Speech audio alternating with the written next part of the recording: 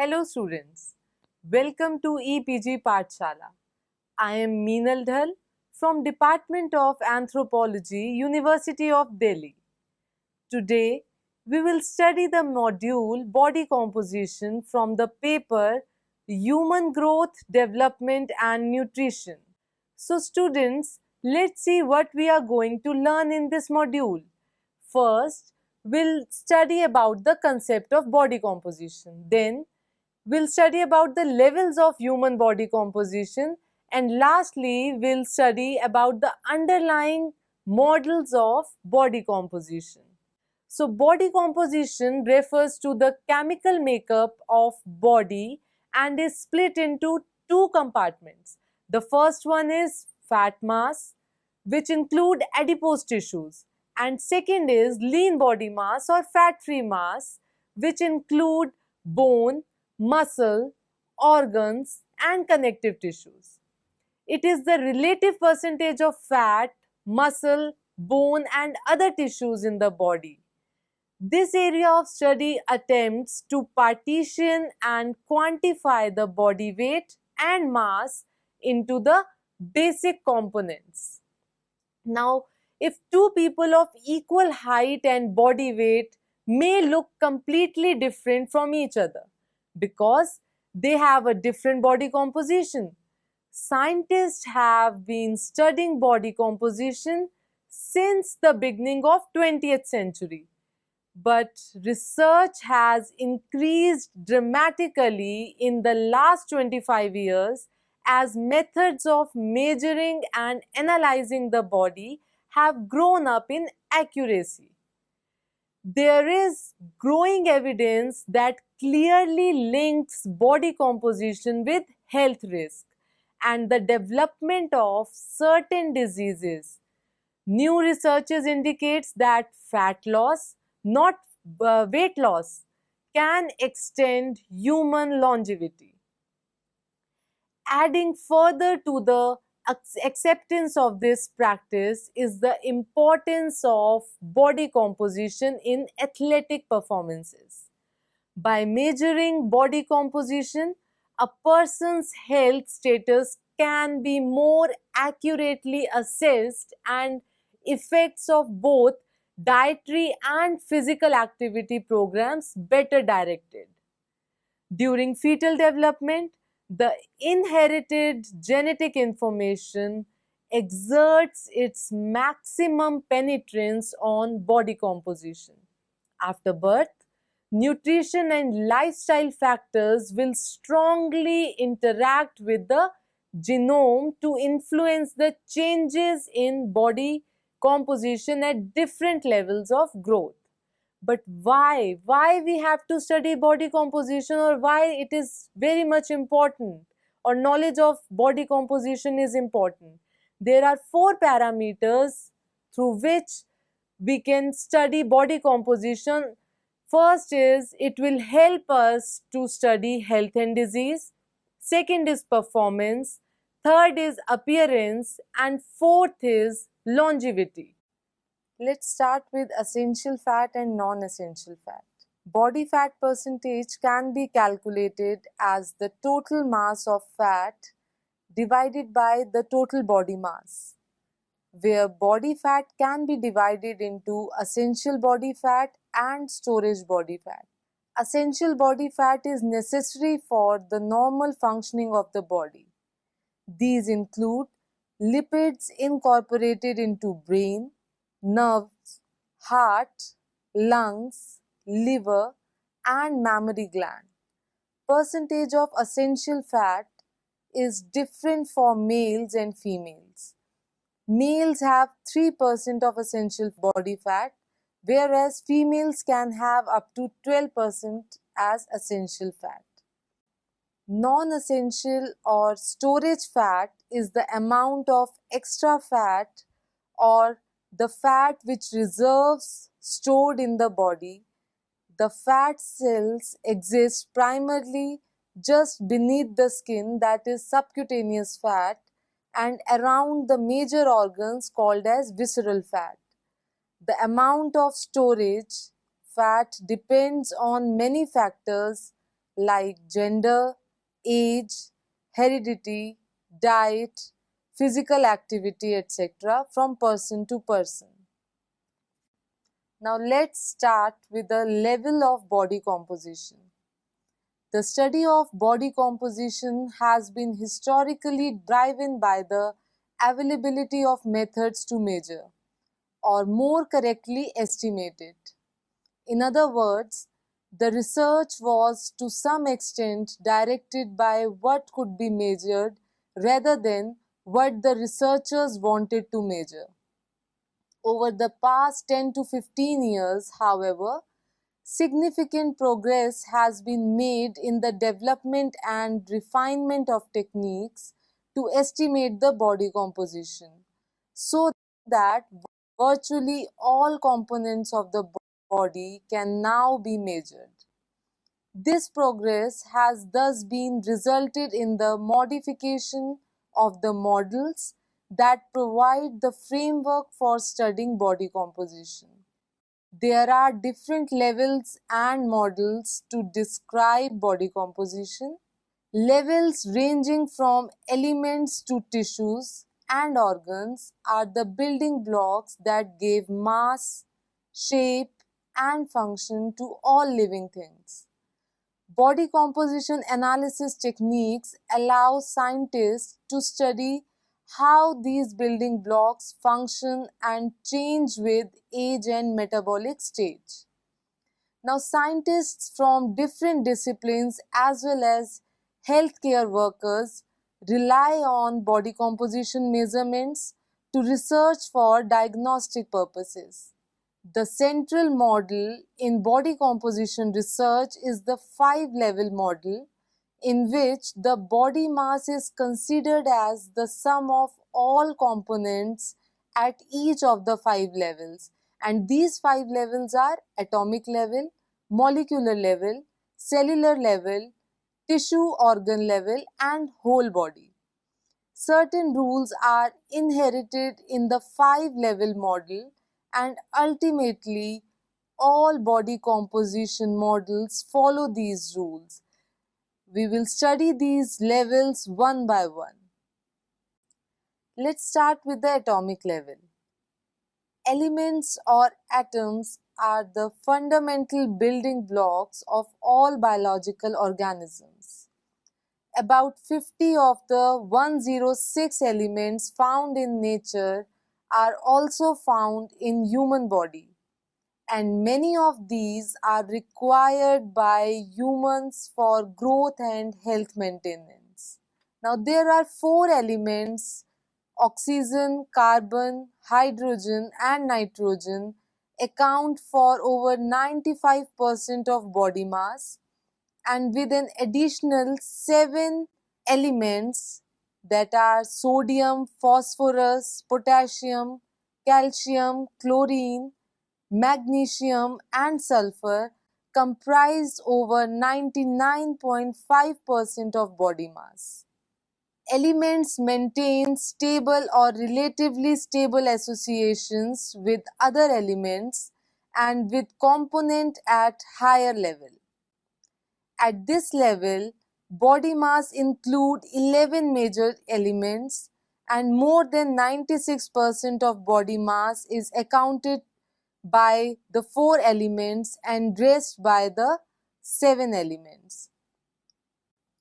Now in molecular level, body composition components are integral to research in much nutrition areas. These include energy, protein and lipid metabolism, bone mineral homeostasis and water balance. Many different chemical compounds found in the human body can be classified into 5 main groups. These are lipids, water, protein, carbohydrates which include glycogen, and minerals. Lipid include all biological matter extracted with lipid solvent. This means triglyceride, phospholipids and structural lipids. In contrast, fat refers to the specific family of lipids consisting of triglycerides.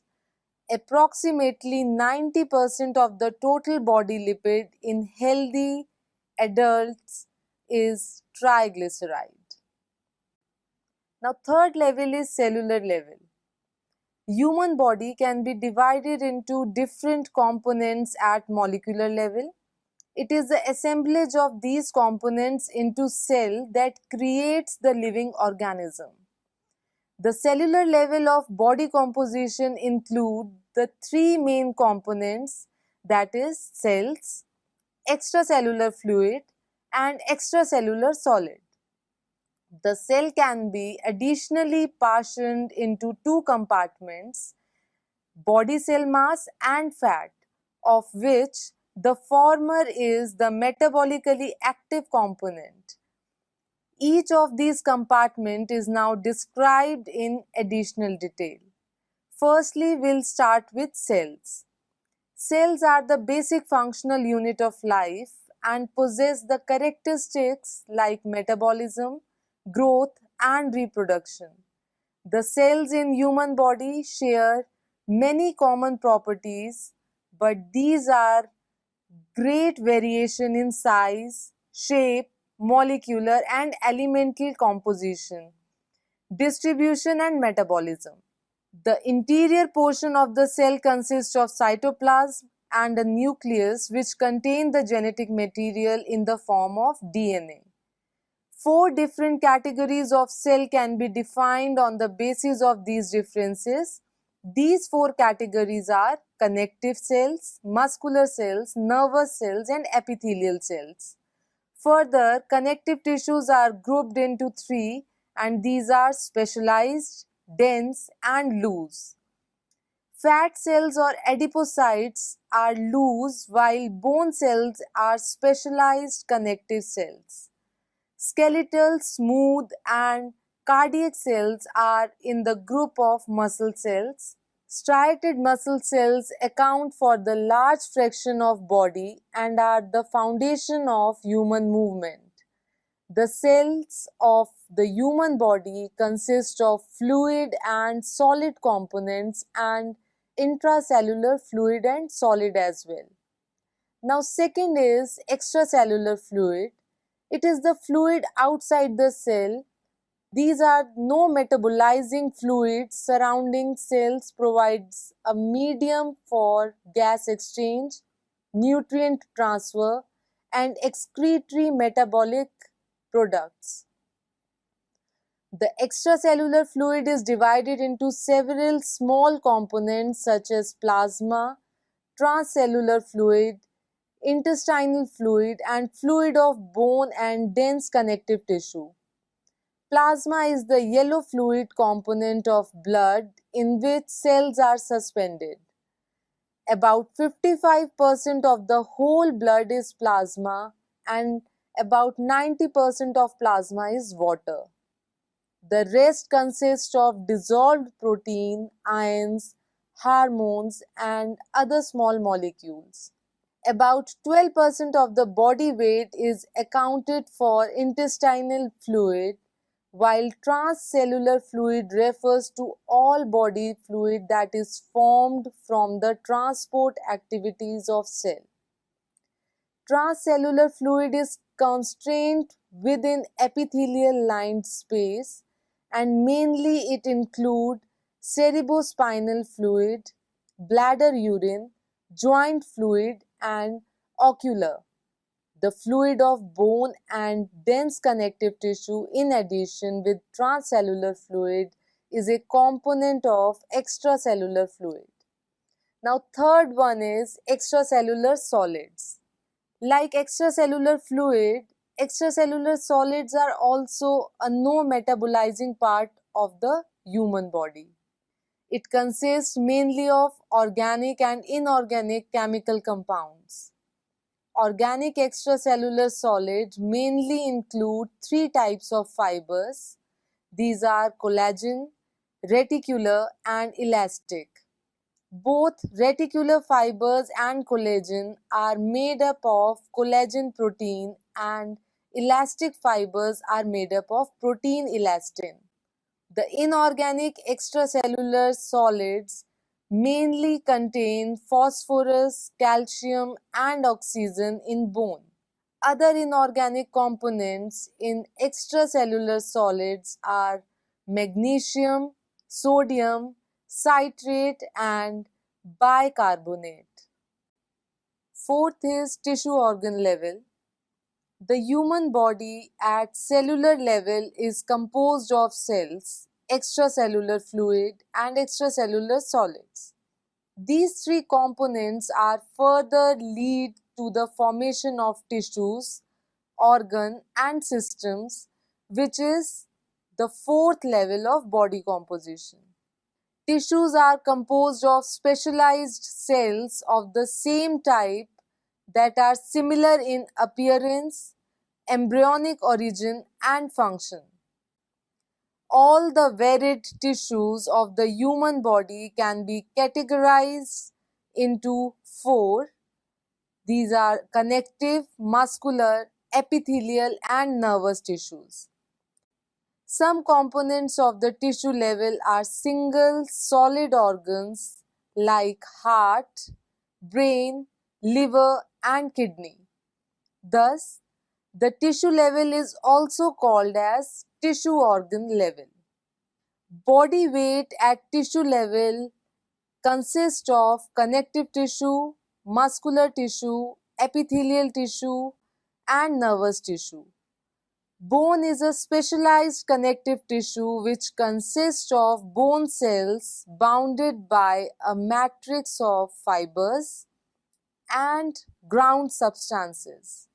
Ground substance in bones is calcified and accounts for approximate 65% of the dry bone weight. Another important connective tissue is adipose tissue, which are made up of adipocytes with collagen, fibroblasts, elastic fibers, and capillaries. It is located primarily under skin, where it serves as a layer of insulation. It is highly specialized for the storage of fat. It also forms a protective layer around the organs, like in case of kidney. Adipose tissues are linked with health conditions like insulin sensitivity, metabolic syndrome, and type 2 diabetes. Adipose tissues can be further divided into four types according to their distribution, and these four types are subcutaneous, visceral, yellow marrow, and intestinal tissues. Now let's talk about organs and systems. The organ level forms by the combination of two or more tissues. Functional units like skin, blood vessels, and kidney are formed by the combination of tissues. More than one organ whose functions are interrelated constitutes a system. Digestive system is an example in which many organs play a role, including mouth, esophagus, stomach, intestine, liver, and pancreas. Each of the organs has different tissues, like stomach contain different kinds of tissues like muscular tissue, epithelial tissue, connective tissue, or nervous tissue. In human body, there are 9 main systems which make the body weight at the system level, and it can be defined by the combination of these 9 systems. Now, what are these 9 systems? First is skin system, or called as integument system, then nervous system, circulatory system, musculoskeletal system, digestive system, endocrine system, urinary system, respiratory system, and reproductive system. So combination of these 9 systems will make the whole body weight.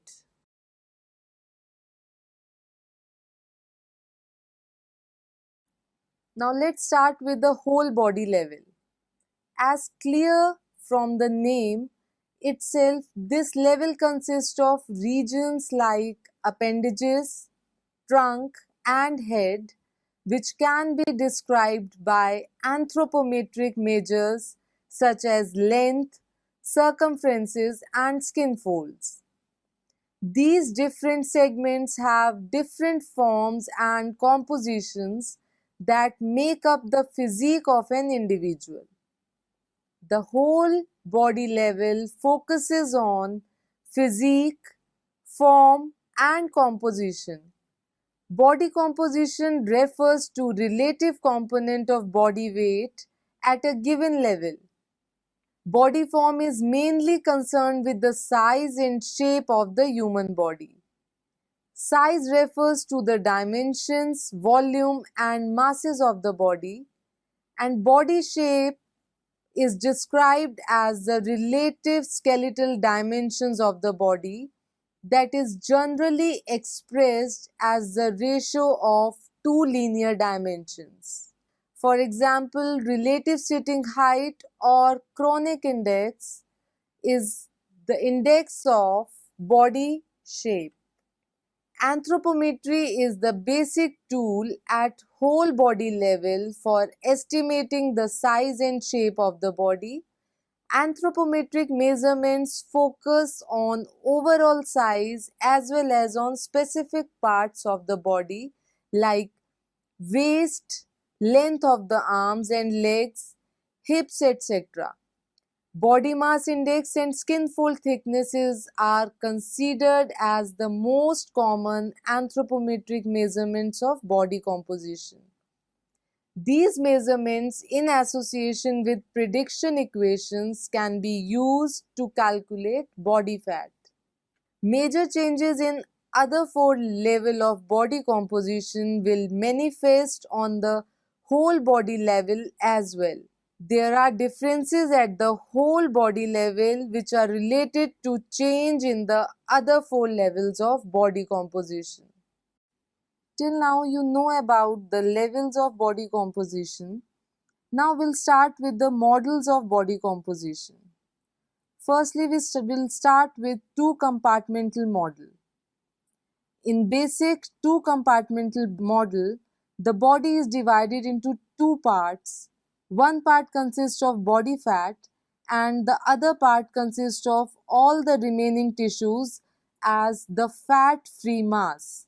It is difficult to measure body fat mass directly and remains a significant challenge for most body composition techniques. Though, if total fat-free mass of the body is determined, then one can easily calculate the body fat indirectly, as body fat is the difference between body weight and fat-free mass. The two compartment models are body densitometry, potassium 40 measurement, and total body water measurement. Body densitometry measures body density by underwater weighing and then estimate body composition assuming of a constant density of fat-free mass and fat mass. Measurement of the natural isotope of potassium 40 by means of gamma counters allows to estimate total body potassium because of their constant ratio inside the human body. Fat-free mass is then estimated from the potassium content of fat-free mass. Lastly, measurement of total body water by 2 or 3 water dilution allows to estimate fat-free mass if the hydration of the latter is known. Now let's talk about three-compartment model. For more accuracy, the two-compartment model was expanded to the three-compartment level with special reference to underwater weighing, where total body water is one of the major in this technique. This model assumes the density of water, body solids and fat. But in case of certain disease, a patient or a subject may be protein depleted, or they may have less bone mineral mass, which make this assumption erroneous. So the total body fat mass estimation would be inaccurate, as the calculated density of the solids was incorrect. Another model is four compartment model. This model is one level extension of three compartment model. In this model, fat-free mass is divided into three compartments, consist of protein, water and mineral. With the help of these three compartments, the fourth compartment, that is fat-free mass, was calculated. Again, in underwater weighing, the density of protein and mineral was assumed to be 1.34 and 3.075 kg per liter respectively. There is a limitation with the three compartment model for fat-free mass.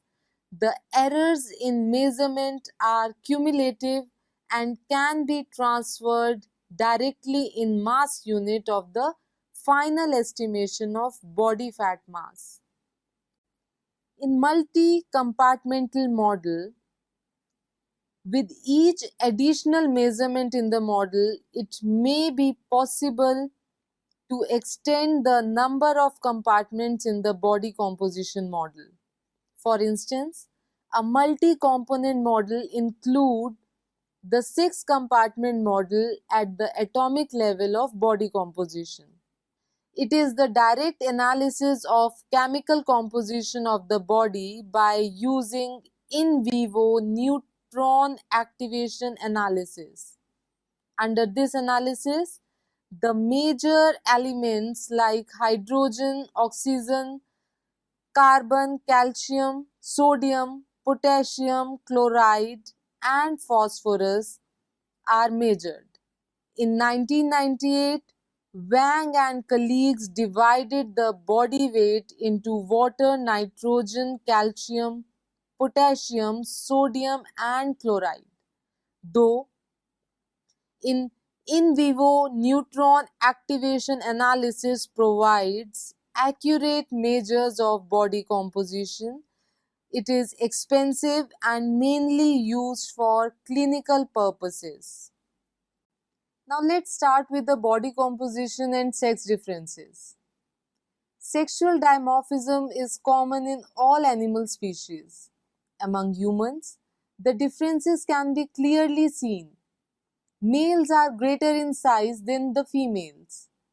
During the stages of puberty and adolescence, sexual dimorphism in body composition is clearly visible.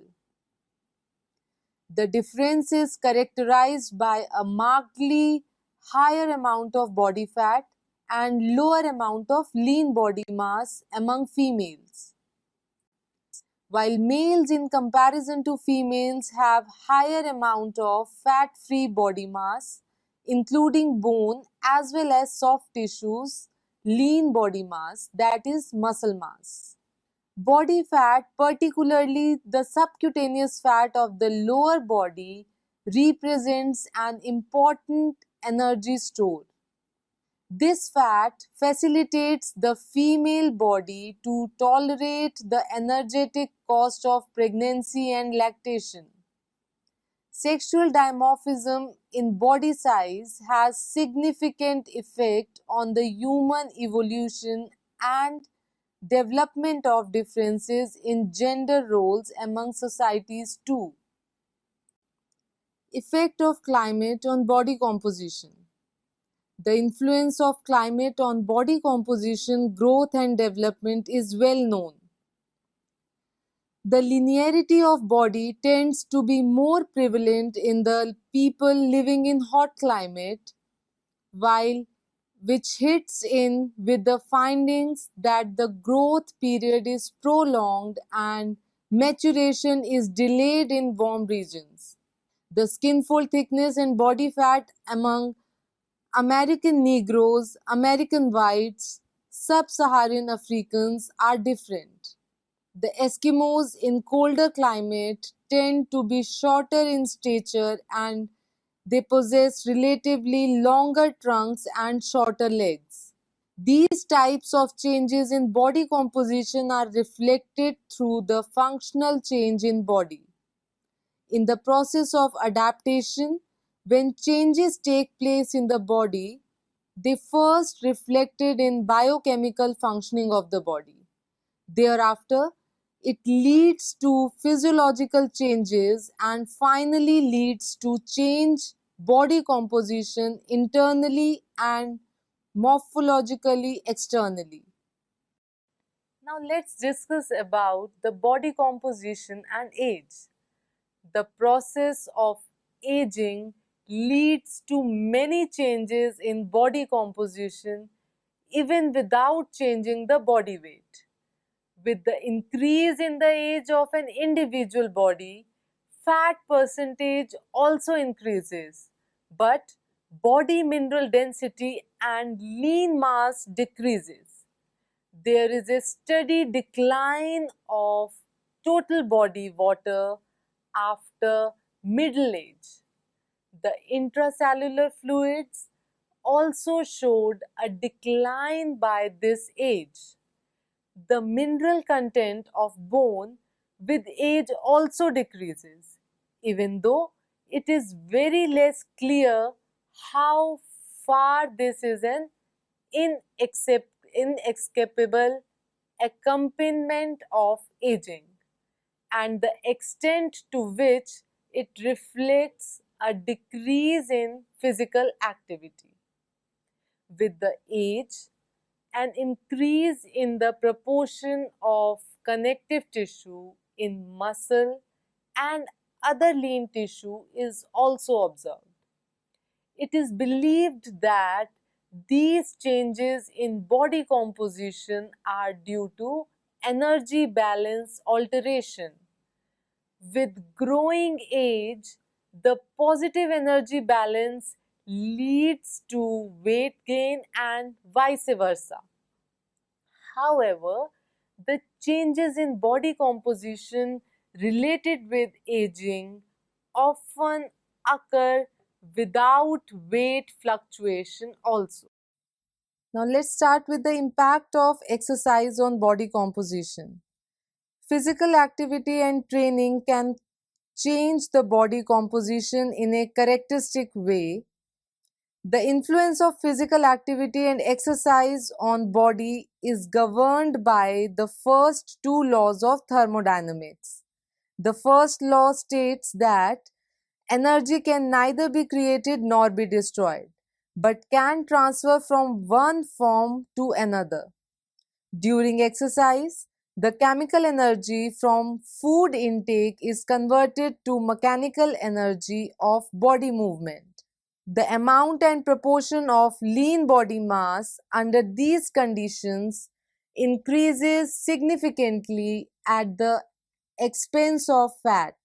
The second law states that biological conversion of energy due to entropy is never completely efficient.